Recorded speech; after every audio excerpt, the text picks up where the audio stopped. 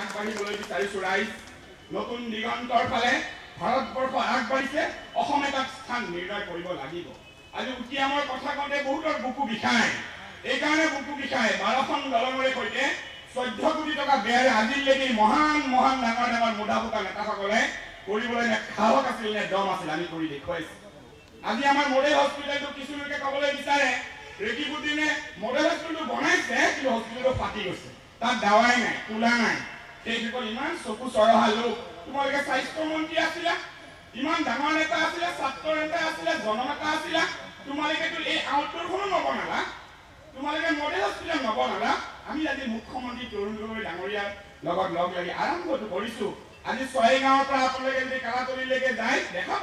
আজি বাতাহি দিয়া চৰৰ কথা কোৱা লোকসকলৰ বাতাহি দিয়া চৰৰ কথা কোৱাৰ অধিকাৰ জানো আছে সেই মানুহখিনি তেওঁলোকে মৰিব লাগিছিলে বানপানী আজি 172 কোটি টকাৰে আমি গুৰি পৰাপাৰী প্ৰজেক্ট আৰম্ভ কৰিছো আমি আকৌ এতিয়া 80 কোটি টকা নতুন প্ৰজেক্ট আৰম্ভ কৰিবলৈ বিচাৰিছো সমগ্ৰ ছয়গাঁও সমষ্টি বকু পলাশবাৰী আমি আগুৱাই লৈ যাবলৈ বিচাৰিছো